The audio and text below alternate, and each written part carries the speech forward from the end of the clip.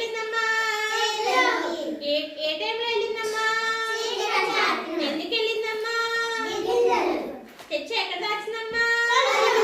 ఆ గింజలు దేనికి ఉపయోగపడతాయి? దానికి దేనికి